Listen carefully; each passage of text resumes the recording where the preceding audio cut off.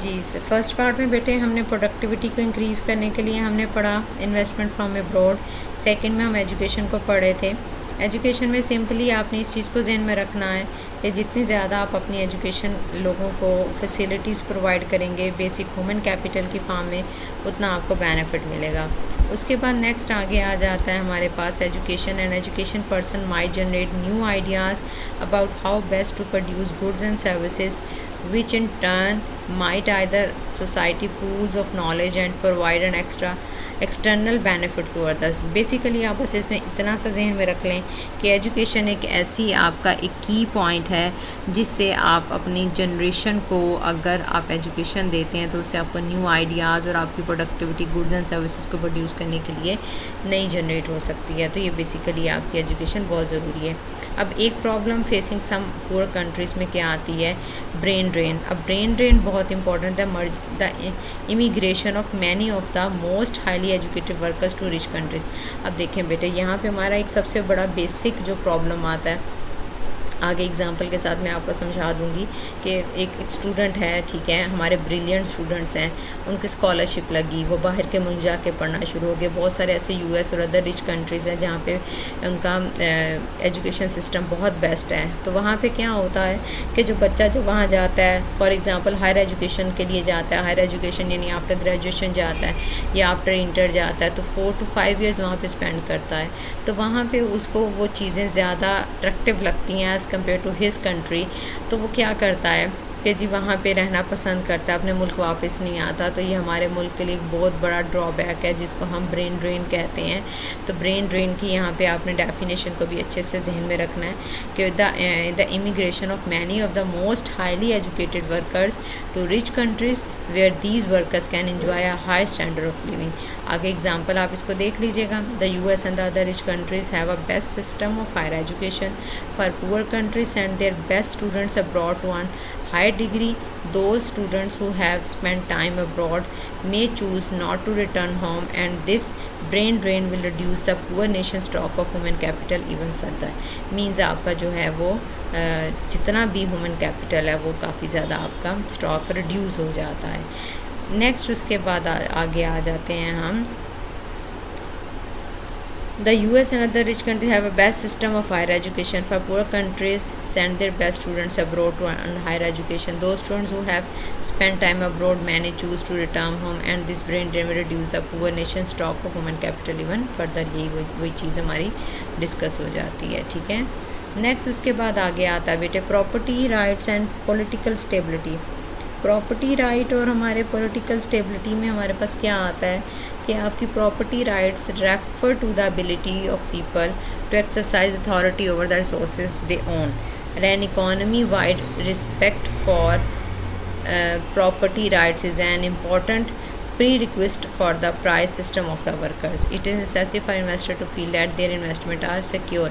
Means دیکھیں اب basically بات آتا ہے property right and political stability. اب اگر آپ کی پراپرٹی ہے آپ کو اس میں اسٹیبلٹی ہونی چاہیے. آپ کا ایک امپورٹنٹ پارٹ ہے کہ آپ کی گورنمنٹ جو ہے وہ آپ کے ساتھ ہو. ایبیلٹی پیپل آپ کو اپنی پراپرٹی کے اوپر جو بھی وہ انویسٹمنٹ کرنا چاہتے ہیں وہ ان کے لیے بینیفٹ ثابت ہو جس سے پروڈکٹیوٹی انکریز کرے. نیکسٹ اس کے بعد آگے آ جاتا ہے ہمارے پاس فری ٹریڈ. فری ٹریڈ کیا ہوتی ہے بیٹے, سمپلی سی بات ہے کہ فری ٹریڈ میں ہم نے اس کو ذکر کرنا ہے کہ آپ کا جیسے آپ کے ملک میں وہ چیزیں پروڈیوس نہیں ہو پا رہی, مہنگی پروڈیوس ہوتی ہیں, تو ہم اسے باہر کے ملک سے اگر آپ کو وہ سستی مل رہی ہیں تو ہم وہاں سے منگوا لیتے ہیں. تو یہ ہمارے لیے فری ٹریڈ کہلاتی ہے. تو trait is in some way a type of technology.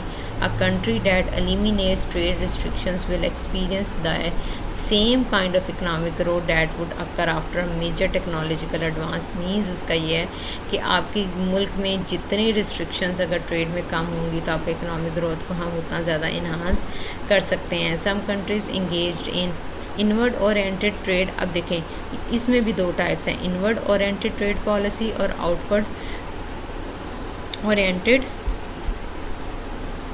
Trade policy.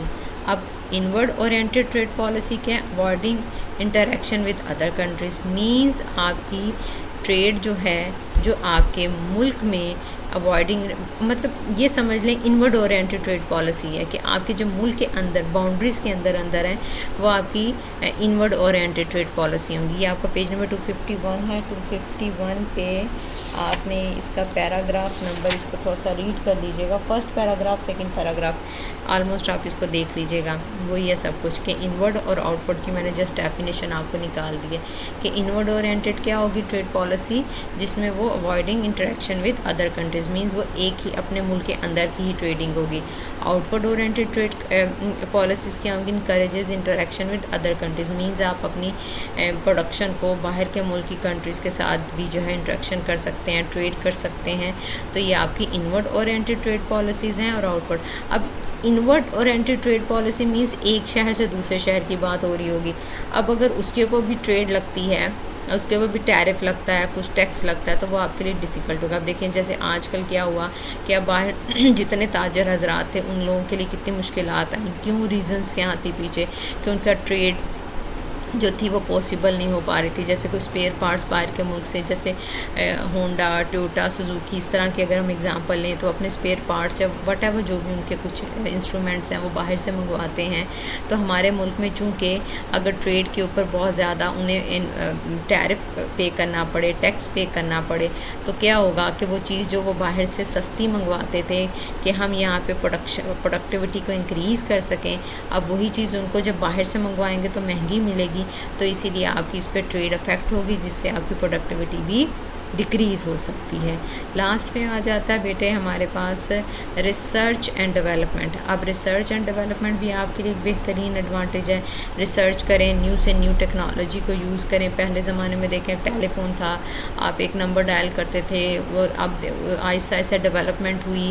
آپ کمپیوٹر کی اگر اگزامپل لے لیں, پہلے پورے فل روم کا ایک کمپیوٹر ہوتا تھا. آہستہ آہستہ آپ لیپ ٹاپ ایک اب آپ دیکھیں ایک سیل فون میں آپ ہر چیز کو اوپن کر سکتے ہیں. تو ریسرچ ہے, ڈیولپمنٹ ہے, جو آپ کی پروڈکٹیوٹی کو کیا کرتی ہے, انکریز کرتی ہے. The advance of technology knowledge has led to higher standard of living.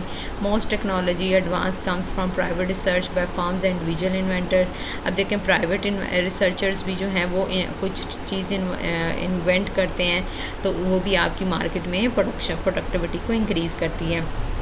Government can encourage the development of new technologies through research, grant, tax breaks and the patent system. کچھ systems ہیں اگر government چاہے تو ان جتنے بھی new technology کو enhance کر سکتے ہیں کہ وہ آئیں مارکیٹ میں آئیں, اپنی ریسرچ کریں, ڈیولپمنٹ کریں. ہم اس کے اوپر ٹیکس بریک کرتے ہیں. تو یہ کچھ پالیسیز ہیں جس کے اوپر اگر عمل کریں تو گورنمنٹ جو ہے ہماری پروڈکٹیوٹی کو انکریز کر سکتی ہے. یہ بیٹے کچھ پوائنٹس ہیں, اس کو آپ دیکھ لیجیے گا. اچھا, سمری میں ہم نے جو سارا پڑھا یہ راؤنڈ اباؤٹ آپ اس کو ڈسکس کر لیجیے گا. کچھ پوائنٹس ہیں, ایک پوائنٹ ہم نے بس ڈسکس نہیں کیا, وہ آپ ضرور دیکھ لیں. لاسٹ پہ بیٹے میں آپ لوگوں کو ایک چیز کہوں گی کہ انشاءاللہ تعالیٰ اس میں آپ نے جو کیا ہے اس کی آل ڈیفینیشنز آپ کی اسائنمنٹ ہے.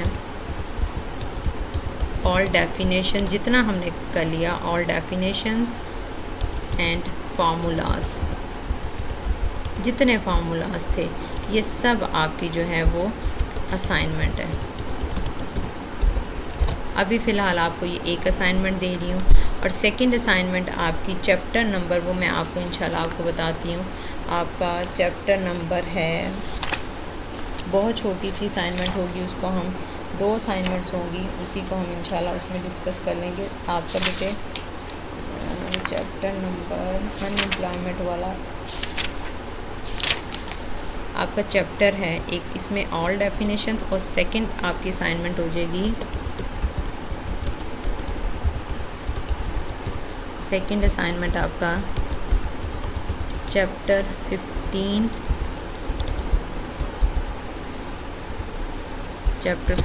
پہ صرف ان امپلائمنٹ. ان امپلائمنٹ ہے بیٹے, اس کو آپ نے دیکھ لیجئے گا. ان امپلائمنٹ کے 2 پوائنٹس ہیں جس کو آپ نے دیکھنا ہے, وہ میں آپ کو بتا دیتی ہوں. ان امپلائمنٹ اور جاب سرچ, جسٹ یہ 2 پوائنٹس ہیں جو آپ لوگوں نے اپنے اس میں کرنے ہیں. ٹھیک ہے, یہ 2 اسائنمنٹس ہیں, کمنگ میں ہم انشاءاللہ اس کو دیکھ لیں گے. بہت شکریہ, اپنا بہت خیال رکھیے گا. تھینک یو سو مچ. انشاءاللہ جو بھی اور کوشچنز یا پرابلم ہے انشاءاللہ ہم ان کو ڈسکس کر لیں گے. کائنڈلی اسائنمنٹس کا ضرور دیکھ لیجیے گا. اور جو بھی ہوگا انشاءاللہ ہم اس کو دیکھ لیتے ہیں. تھینک یو ویری مچ بیٹے، خوش رہیں.